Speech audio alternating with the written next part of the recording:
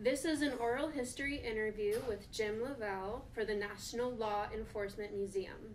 My name is Chelsea Hansen, and the date is October 26, 2018. We are located in the newly opened museum building. So Jim, I'd like to start by asking you to walk me through your day on November 22nd, 1963.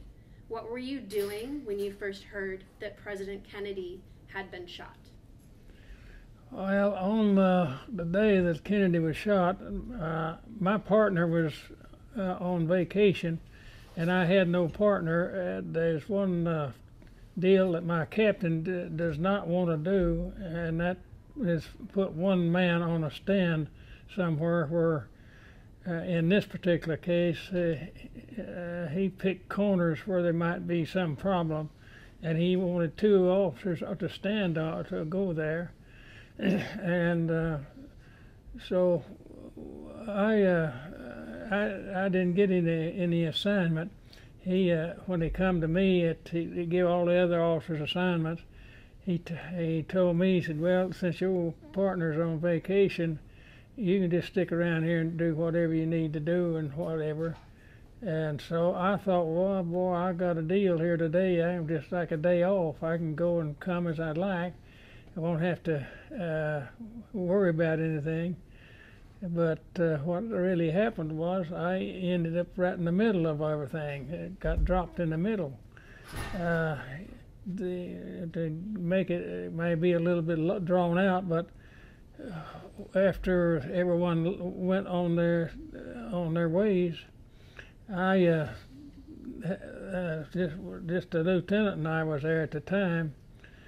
So I thought, well, I had information of where an armed robbery suspect was holed up. I thought, well, I'll go take a look and see if he's out there, because 9 times out of 10, those informations are not any good. But the man had a reputation of being kind of tough and rough. So I thought, well, maybe I ought to go out there by myself. So I called the patrol division and asked them if I could borrow a man for the day. So they sent me an officer up there, and we went out to the place. And fortunately, this time it was a good deal, and we arrested him and started in. Well, on the way in, we were listening to the progress of the president coming in, and he's coming in to go down Main Street on his tour. So when we got to the police department, they were getting ready to turn on the street down there that would take them to where they wanted to go for the luncheon. So I got on the elevator and went up to the 4th floor where my office was, and when I got up there, the lieutenant said, well, they shot the president. I said, oh, yeah, I know they shot the president, because just 4 or 5 seconds later, I heard them getting back on a street down there. I thought he was just kidding me. But he had the dispatcher going, and the dispatcher was following him pretty close, and I learned real quick that it was for real. So the president was shot while I was on the way from the basement up to the 4th floor. So I listened a little bit, but the lieutenant, he told me, he said, look, I'm getting calls from all over about this, and he said, I don't know anything or what's happening. He said, could you, he didn't say could you, he said, put that prisoner up and get down there and find out what's happening and call me so I'll know what to talk to people about. So I said, well, okay. So me and Charlie Brown, the man they gave me to go work with me, we got in the car and drove down there on the end of Elm Street. And when we got there, the street was blocked, and we pulled up in there. I thought it was a red light was holding it up. But after a little bit, I saw it wasn't moving, and what happened was the police had blocked that street completely, so all those cars was tied up in there. Mine too at that time. So I told Charlie, I said, we can't get out of here, so just pull over to the curb. He was close to the curb. I said, just pull over there. We'll get out and walk the rest of the way. So we did. We walked down, and there was a deputy chief standing guard at the door of the book depository. And when he saw me, he said, "Your officers," talking about the homicide officers, said, "They're up there looking right now." But he said, "I've had several people come by here and tell me they seen something," and he said, "I didn't know what to do with them," so he said, "I sent them over to the sheriff's office." So Charlie, he went on up the stairs, but I told the inspector, I said, somebody needs to talk to these witnesses that you're talking to, because they may have something valuable. And so I said, I'm going over there and talk to them, see what they saw or heard.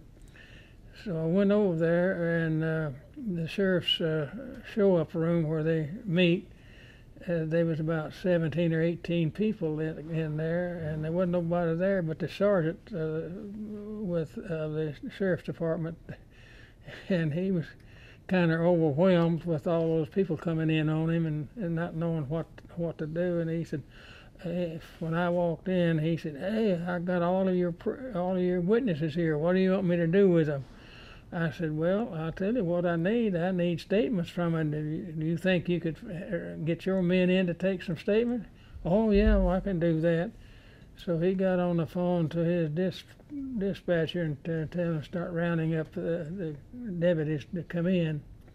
And so about that time, it wasn't. There were 6 detectives from the burglary and theft division walked in.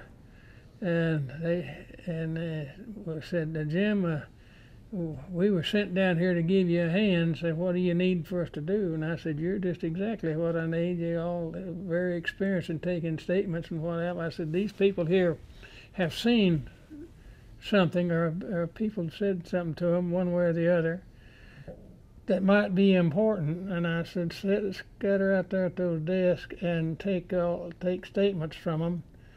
And tell them that I will be in touch with them. Maybe not today, but tomorrow for sure." So he got on the line to his dispatcher, start calling the deputies in. But of course, when these 6 people showed up, we really didn't need them, as it turned out. But I told him, I said, "Well, I'm going to run over to the book depository and see what's going on, and then I'll come back and give you a hand." And just as I started to leave, I heard the county dispatcher put out a call, "Police officer shot in Oak Cliff." Well, anytime a police officer shot, we in the homicide have to have a man go out and check it. And so who's to do it? Me. I'm the only open one they got. And so I talked to Edwards, who was one of the officers, and I had worked with him off and on over the years. And I went over and asked him where he had parked. I said, because I knew he would have a car. And he said, right in the middle of that street down there, whatever it is, I forgot. But so I told him, I said, "Well, let me have your key, because I can't get to mine, and we got an officer down, and I got to go." So he gave me his key, and I went down, and sure enough, he had parked it right in the middle of the street. So I got in and went over in Oak Cliff, where the shooting of Officer Tippett took place. And of course, there's a pretty good crowd there by that time.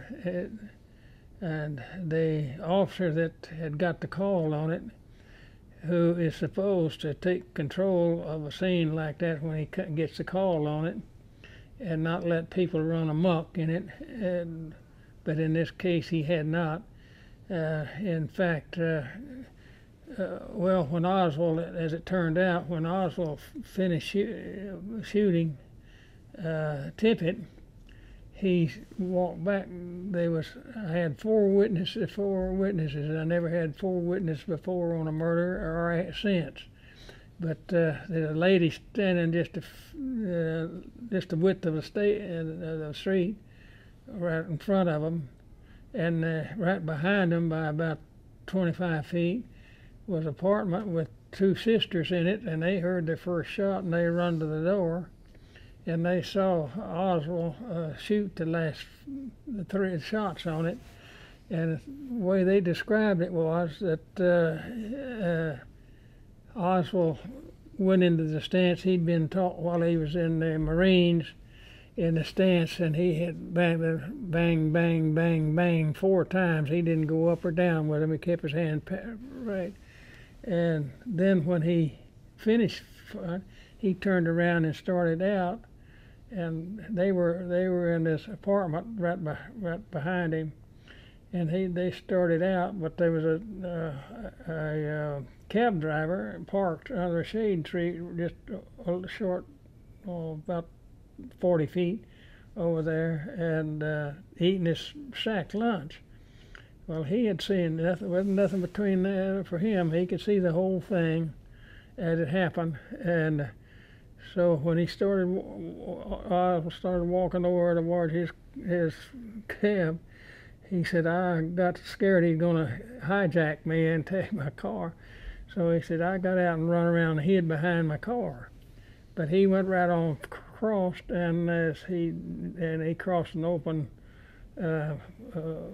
block there where cars were parked normally, and he had on a jacket, and he was trying to throw it off, and down on the street, the next street down, there was a car lot out there, and the man that runs the car lot, they heard the shot, and they run around and looked, and they saw Oswald running across this vacant lot, but he was trying to take this jacket off that he was wearing and throw it under a car.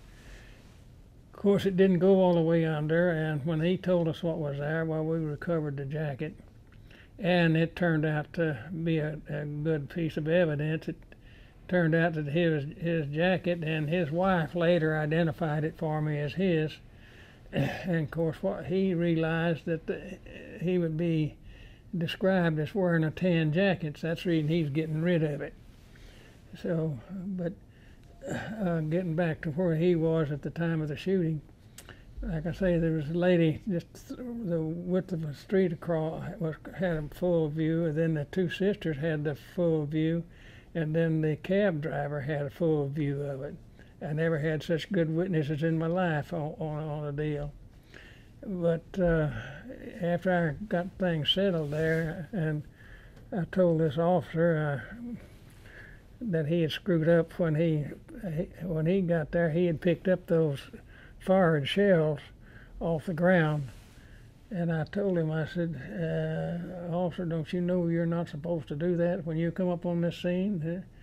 No, sir. I said, well, I'm sure if you'll think back that you'll find that you were told when you come up on a scene like this, you did not pick them up with your hand. You picked them up with something else and put them on, because there's fingerprints on those shells, and I can get good prints off of them. But I said, now I know that you probably let everybody out here look at them, didn't you? He said, well, a lot of them come by, and I said they picked them up and let them. So how many fingerprints am I going to have on those shells? No telling. I said they're no good to me anymore for that. But I said what is still good for me is the primer pin on it. I said where the firing pin hit. I said, now you get those and you put them in a container of some kind, and you take them to the crime lab and tell them what we need. What I need is the firing pin marks. And I said, whatever you do, don't let nobody else hold them. And he said, oh, well, you don't want them? I said, I don't want them. I said, I want them, but not in my hands. I said, I want you to take them out there and be sure that you yourself, I don't want nobody fooling with them. So as it turned out, I told him, I said, if we ever get a gun, at that time we didn't know who it was, I said, if we ever get a gun, I can fire that and get marks from the firing pins. And I said, I don't want nobody to mess with them anymore. And so he did. He took them out there. And then when we got Oswald's pistol later on, they took him out there, and bingo, one of them matched his pistol right that down. So it turned out to be good evidence after all. But anyway, the dispatcher, they called me and wanted me to go to the theater where they had arrested him. And I got in the car and started over there, but I couldn't get there because of the traffic. And so I called dispatcher, and I said, call them and tell them I'm taking to my office because I can't get over there. There's too much traffic. So they was in police cars, and I was in a plane car. They got there before I did. When I went in the office, he was sitting in an interrogation room by himself. And so I just went in and sat down and introduced myself and started talking to him, and just in a roundabout way without making any direct shots or accusations or anything. But I did tell him, I said, you get arrested for shooting the police officer, don't you? And he said, that's what they told me. But he said, I'm not guilty or something to that effect. So it went on. And I don't know how long I talked to him. It wasn't too long. But he was real nice to me. He was yes, sir, and no, sir, and so forth. And the one question I asked him, I knew that he was lying to me about, and because it was a giveaway, when I asked him about shooting the officer, he said, instead of saying I haven't shot the officer or the police, he said, I haven't shot anybody. Well, right away when he told me that, I knew there's another shooting involved, because that's a dead giveaway when they answer that with that question. I haven't shot anybody, because we're not talking about anybody. We're talking about one man, and so I knew that somebody else had been shot somewhere down the line by him, or so. But I didn't question. I thought, well, I'll hang on to that, and I'll talk to him a little later. And so he answered all my questions as well and polite, and like I said, but I knew that several of them that he didn't answer correctly. But then Captain Fritz come in. He was the one that was up there on the 6th floor. Searching that, but he was looking for a stranger. He wasn't looking for an employee. And so when they got through searching and they didn't find anything, well, they found the rifle, and for one thing, and they'd found the cartridges underneath the window, the spent cartridges, and so. Anyway, he was getting ready to send people in a different direction. When he got through questioning the people down there and they didn't find anybody, he called Mr. Truly, the manager, and said, I don't think it was any of your employees. Said, can you check and see if they're all here?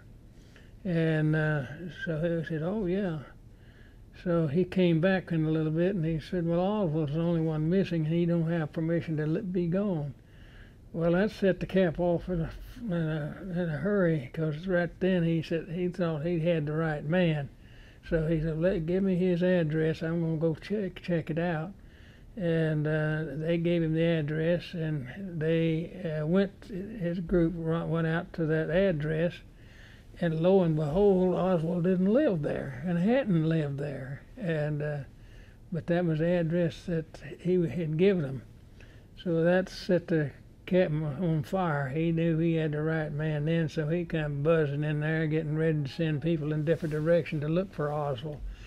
When somebody told him, said, Captain, the Leavelle's got a man there that's got a name similar to that. And so he come and opened the door and asked me what his name was. And I told him it's Oswald, and he looked at Oswald and he said, "Where do you work?" And he said, "The school book depository." Well, that cap come about a foot off the ground floor. He said, "You the man I want." So I lost my man there. He took him and went into his office with him and started talking about the presidential shooting. That was the first inkling that I had the man there that had shot the president, or supposedly had shot him. But I had got enough information from him already to start working with the people with all these witnesses that I had down there, and I had them all brought in one at a time, and I put him in the lineup, and he was identified by the people that I had. So that gave me all the information I really needed to file a case on him for shooting the officer, because I had 4 good, solid witnesses there. And I knew the cap wasn't going to turn loose of him for a little while, because he was in there eating him up on about shooting the president. So I got everything. I called the judge and got it down there, and got. Well, I just filed a case is what I did, and got it. And I didn't talk anymore to him for a good little while, because the cap was tied up in it.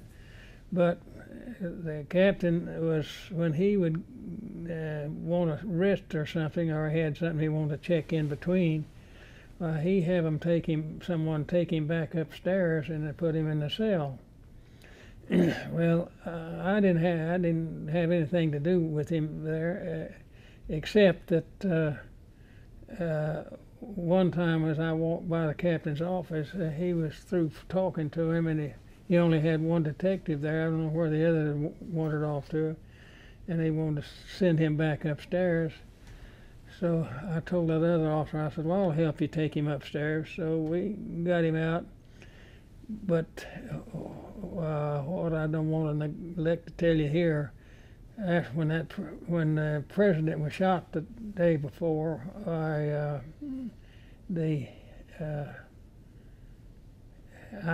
course that went worldwide, and I think worldwide every police department had at least one reporter or something that got on a plane and headed to Dallas, because we was covered up with reporters, and the hallway out there was just jam full of reporters with their cameras and their microphones and stuff. And so when we started out with him, I put my hands on his shoulders and leading him, because he was elbow to elbow with everybody. And I was backing down. We had to back down about 1 floor length, where I had a key to a door that I could unlock, and they'd let me into where the elevator was, where I could take him upstairs. So as I was walking along there with my hands on him like this, and they were all hollering questions, there wasn't no way they could get their questions answered with any bit of sufficiency. But all of a sudden I felt something on my knees down here, and I looked down, and one of those reporters that's down there with a camera stuck between my legs and is trying to shoot a picture up top. Well, that did kind of go against my grain a little bit, shall I say, and I tried to send him back down to the door with my foot. I put my foot on his shoulder, and I put him about 10 feet back down the hallway. And then I got to come onto the door, put him up. But I was so aggravated with him, and got to thinking about that, and I asked the captain, I said, "Captain, you can't do any business here with all of these people And I said, can't you get the our chief to get rid of him? He said, well, I've mentioned it to him, trying to get him out, but so far nothing's happened. And anyway, so I went on with my business, and they got to the point where, well, I wasn't really making any progress with him because of all the crowds that we had, and then on top of that, the anonymous calls started coming in, and they said they was gonna. I think the captain said something about transferring him down to the county jails, because that way they got a huge area down there, and we could talk without being worried about anything. And so when we mentioned that, then the anonymous calls come in and said we're going to catch that car and turn it over and take Oswald and do all sorts of bad things to him. Of course, Cap worried about that, and then they decided to get a armored motor vehicle to haul him in, and they hadn't done more and made the decision on that till anonymous calls come in. They said we're going to catch that armored motor and turn it over and set it afire. Well, I told the captain, I said, I may burn someday, but I don't want to start it today or tomorrow. And he said, well, I don't either. So we tried to figure out a way on getting around that, and then they just thought, well, come up with the idea that we would use that armored motor as a decoy. In fact, tell them we're going to put them on there, and we put a police car in front of it, and when it went out the exit door over there out of the basement, that police car would be in front, and that armored motor would follow it, and if there's anybody going to do anything bad, they'd follow it off to nowhere, and I would take my car like I wanted to do to begin with and take him down to the county. So that looked like it's going to work. So we went through all of the motions for that, and then they told me they was ready to make that move, and of course I was assigned to him to take care of him, so I had to get him dressed and properly and so everything, and he wanted to put on a sweater that he had there because the weather was a little cool, and I was trying to think of something else, some of the other words that I talked to him about on the deal, and anyway, when he was putting that sweater on over his head, he made another mistake. Because I said, oh, I know what I said to him. Well, excuse me, but I want to get it in line, and I think I got out of line with it there. Well,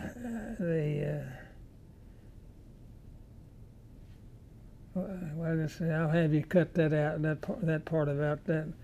While I was getting him dressed and ready to go, I told him, I said, Lee, if anybody shoots at you, I hope they're as good a shot as you are, because he had a marksman's credit with the Marines, and I hope they're as good a shot as you are, so they'll hit you and not me. And he laughed real good. Well, that was a mistake, because that's just not the way you would answer something like that. But what happened is I had bragged on him, and that was exactly what he was looking for. We're getting response from people doing something, talking good about him, and I couldn't have told him a better thing. But of course he didn't realize that. But that was one of the major things that would have been in his trial. And anyway, when we got ready, when I gave him the signal that I was ready, the police car pulled out, and armored motor followed it. Well, the armored motor couldn't get down there, as it turned out. It had the light power deal was hanging down too far, and they couldn't get past it to get it down in there. So when they got it run, I started out then with him. I had handcuffed myself to him, and not so much for my protection, but I figured if somebody else trying to grab him and take him away from him, they'd have to take me too.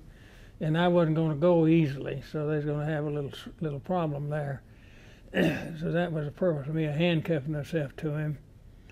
But when I got into the basement, as I walked into the basement, I saw Jack Ruby standing over there, and he had that pistol in his left hand, and he had it pressed against his left knee over here, where it didn't show. I could see it, and some of and all of these other people that was in the basement, most of them, or a lot of them, was in position that they could have seen it, but they wasn't looking at Lee. Well, whatever his name is, anyway. They were looking at me and the prisoner. So when I got within a couple of steps of him, I reached for him, and he changed that pistol over to his right hand and jammed it forward and started pulling the trigger. And so I jerked Oswald back, trying to pull him behind me, and I got him partially behind him. So the first bullet hit him right here, and went all the way through, and it hit the vena cava over here and another artery, and it hit one in the back, a main artery in the back, and then it also hit the seventh rib over here. And when he hit that seventh rib, it caused it to go in a different direction. It knocked it off the direction. It went in there, but when it hit that, well, it turned it, and it come in this direction. The bullet ended up right here on him, just about even with across where it went in, and lodged under the skin, but you could see the impression of it. So when I got him got everything, when they started cleared everything up, and like I say, he was still pulling the trigger trying to get a shot off, but Elsie Graves over here on the other side had reached up and grabbed his right wrist, and then with his other hand he had grabbed the cylinder on that pistol. Well, as long as you hold that cylinder, he can pull on that as long as he wants, but it ain't going to fire. And I saw that, so I breathed a sigh of relief, because I said, as long as LC was holding that pistol, I didn't have to worry about getting shot. But Ruby was still pulling on the trigger like this. I could see his hand working, trying to pull the trigger, but of course it wasn't going off because LC was holding it fire. But then the whole crowd of police officers reacted, and they mashed him down and took him inside, and I held on to, because he fell, and I held on to him for a few minutes till all the officers and everything cleared out a little bit. I wouldn't let nobody touch him, not even a police officer, because in a situation like that, who do I know hasn't gone off the hook over this and would shoot him on their own. So I didn't let nobody get to him till they all pulled out, and then I had another officer that was still there to help me take him inside. And after I got him in there and laid him down, I went over him real good, and because I didn't see any bullet where the bullet went out the back. So I searched around, and then I found it, and it was protruding out here like that on the skin here. And so I got him in an ambulance and taken him to Parkland. And two other officers, L.C. Graves and another one, got up in the back of the ambulance. They were sitting with their backs to the drivers. I got in on the tail end and had put him in feet first, and I held to his pulse and everything. We had a doctor, a student doctor that worked on Saturdays there in the evening. So he was there doing massage and this, that, and the other to see if he could get any beat going, but he never did. But when we ended up at Parkland, we unloaded him, and so the doctors was already there because they had been notified earlier, so they was already there. And when I put the wagon in there, he was on, and the doctor standing there, and I told him, he come and pull and started to pull him into the operating room. And I told the doctor, I said, wait just a minute before you get him. I got something I need. So I took a pocket knife out that I had a real sharp blade on it, and I gave it to the nurse that was standing there. And I said, I told the doctor I wanted that bullet, so he split it and mashed it, and it popped out of the tray she was holding. And I had give her my pocket knife that had so she scratched an A on that bullet, and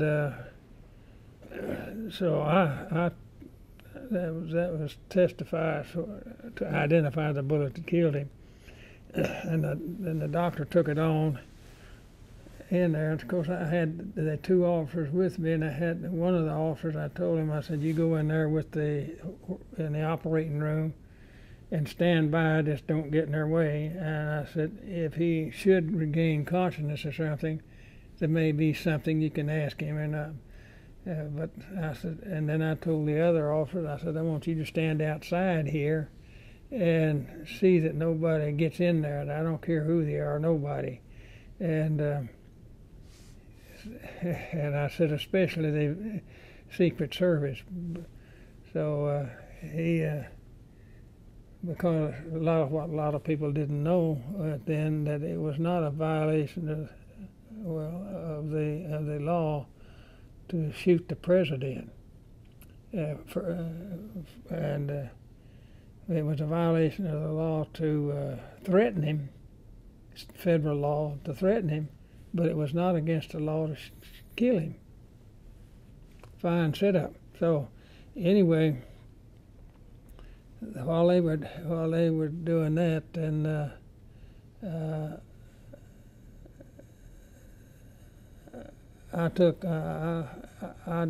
called the captain and gave him all the results up to where we were, and of course from there on it was just give and take. I would have something to do with Ruby.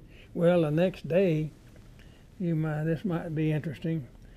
In the morning, when I come the next morning to work, the captain had left word with the lieutenant for none of us to leave from the office because he had something he wanted to do, and so it wasn't too long, and he called the office, and when the secretary answered it, it was the captain. And he asked her if I was in the office, and she said yes. She said, put him on, get him on the line. So he got on the line and told me who it was, and they were down at the jail. And he said, me and another squad is down here. Well, L.C. Graves was one of them. And he said, we don't see anybody down here looking and curious about anything. And he said, what do you think about transferring Ruby? I said, I think it'd be a good idea. He said, you think we'll get in trouble? I said, Captain, if you tell me to move him, you might have trouble, but I won't. So he said, well, all right, we'll go with it. And then we synchronized our watches, and he said, we'll be through there at a certain period. And he said, you can get whoever you need to help you, and we'll drive through the basement. He said, if it looks safe enough, we'll stop. And he said, if it don't, we'll keep moving. So I said, well, all right. So there's 3 officers that had come in, and they were sitting across the floor there. And so I didn't say anything to the lieutenant, because he told me, said, don't tell anybody what you're doing, even the lieutenant. So I thought, well, that ain't going to go over very well. And but when I got up and I looked at those 3 officers sitting over there, and I just nodded my head outside, and I stopped at the front door, and for once they didn't ask any question. They got up and just followed me, and I took them downstairs. So I had one of them, I knew he had a car out. I told him, I said, you go get in your car and crank it up and have it ready to roll. And one of the other officers, I told him, I said, you go here where the jail sergeant's desk is. I said, you can pretend to be talking to him there through that, but you can see out in front where the basement, when the captain comes in. And I said, and this other, Dorothy and I will go up and get him and bring him down. Because we went up and brought him down, and he was scared to death. He's afraid he's going to get shot. He's wanting to wear my coat and my hat and all. They want me to do all kinds of things for him. And like I say, I knew him real well. And I didn't handcuff him or anything. And I'd asked him questions, and he'd answer them. And one of the questions I told him, I said, Jack, you did not do us any favor when you shot Oswald. He said, Leavelle, he said, I just wanted to be a hero, and it looks like I messed things up. I said, well, you can say that again, because that's it. But he was scared to death. He's wanting to get my hat, and he wanted to get my coat and wear it and get camouflage. And I said, Jack, there ain't nobody going to shoot you. I said, you're not worth killing anyhow. I said, there ain't going to nobody shoot at. And I said, you just sit down there and wait. But he couldn't sit down. He was walking in circles there. But he was walking where he could see out in that basement. And he saw the captain when he pulled in and stopped. And of course, LC was sitting in the back seat, and he opened that back door in the back on the left or the right side, wide open. And he saw that door standing open, and he run off and left me by 10 feet at least getting to that car, and he just jumped in the back seat area and got down on his hands and knees behind the front seat. And I crawled in there and put my feet on him, and that's the way he went to the county jail. And then when we got down there, Judge Joe Brown was up in there drinking coffee like he normally is. And when we come in with him, he turned around to the jail sergeant and he said, "Put that man in my court." So that's how he ended up with the trial. Is anything else I can think of that might help? I can't think of anything else on that particular area. That was great. That was a great overview. Do what? That was a really good overview of the whole event. That was good. More than you wanted? No, that was perfect. That was really descriptive. Okay. I do have a few other questions. What kind of impact did these events have on the Dallas PD? On the Dallas PD? Mm-hmm.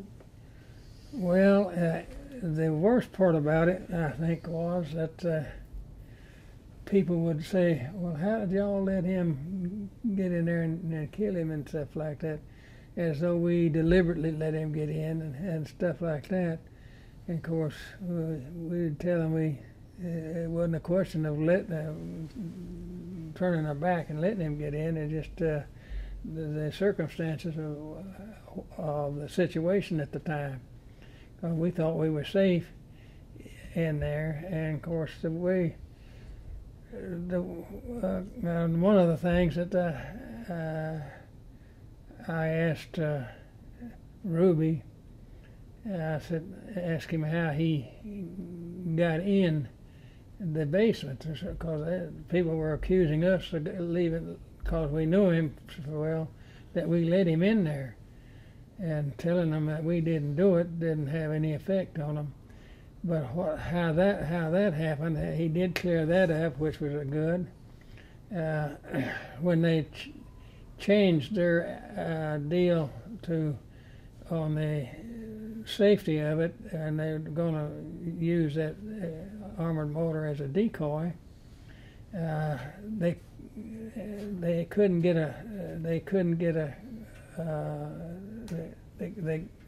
a car out the basement deal because it was blocked by that. So they sent a car with a captain and a sergeant out the entrance ramp on Main Street to go around the building and back down that one exit deal in front of the armored motor, so they could pull out like we had agreed to do it. That's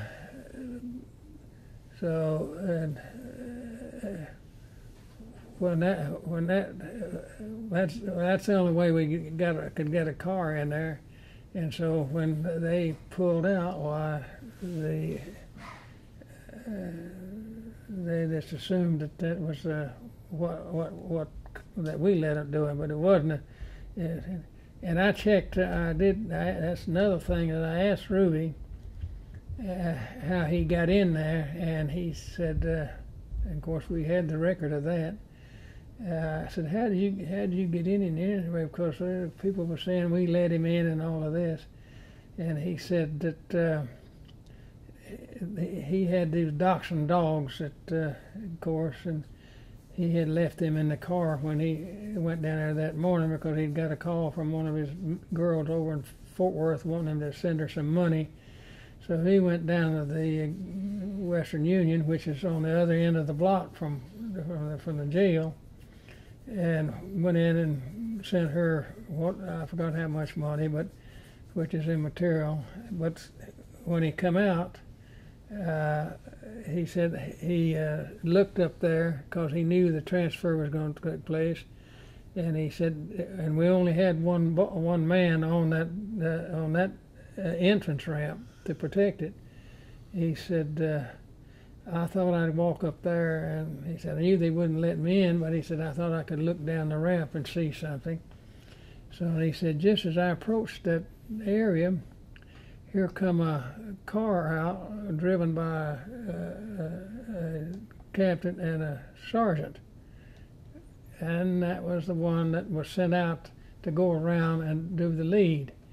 And he said that as soon as they come to the top, while the one guard turned and walked out into the street about 30 feet or so, 30, 40 feet, to hold up traffic so they can make a left turn and go around and get around that.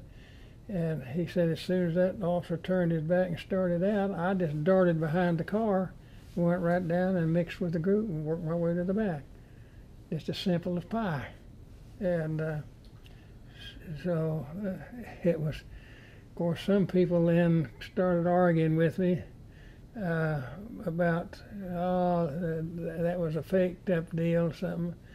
I said, well, there's only one thing that changes that. I know he's telling me the truth, because I said when I searched him at the time, afterwards, I said, guess what I got out of his coat pocket? That receipt from the Western Union where they had sent the money and everything, and the date and time was on it, and it was only 4 minutes difference from the time that was punched until he shot in the basement. So I said, you can't manufacture one any better than that. So we had a couple of other deals, as I recall. I can't remember what they were that would help, but that was one of the main things there to prove to us that that's the way he got in, and we didn't let him in. And I was happy about it. And so some of them come up with, well, we had let him in through the back door, and I said, well, there's only one thing wrong with that. I said, there's that old receipt that he had on him, and I've got out of his coat pocket. I said, how are you going to explain it? Well, we haven't figured that out yet. I said, well, I think there's a lot of things you haven't figured out yet, but I don't want to hear any more about that. So that turned them off, and since they couldn't get around that, I didn't hear too much more about them on that. And what else can you think of? How did these events impact you?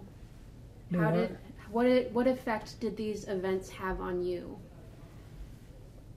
Well, they caused me a lot of extra work, but outside of that, I don't know of anything. It's still police work from beginning to end, and so that's the way I took it. I get kind of amused at it about my thinking. I'm going to have a day off nearly. I could go do what I want to do, and I think I got home pretty close to 3 o'clock the next morning on my day off, because I worked and of course, late, pretty deep into the night, I guess. It was around midnight or after. Somebody from up in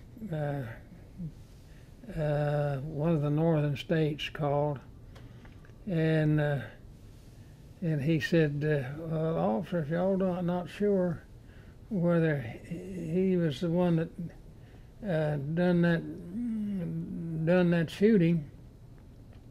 You see, the sergeant that blew that when window, he called and said, "Oh, this is where he was hiding out, waiting, and he was eating the fried chicken left there." And so this man said, "Why don't you kill him and cut his guts open and see if he got any fried chicken in him?" He said, "That's one way to know whether he's the one that's fired." I said, well, I suggested that to the captain, but he decided we'd better wait a while on it. And as it turned out, when we did have it done, it turned out that fried chicken that he thought so much of to spread the word, they dubbed it as 3 weeks old, so it'd been there, sitting there for quite a while.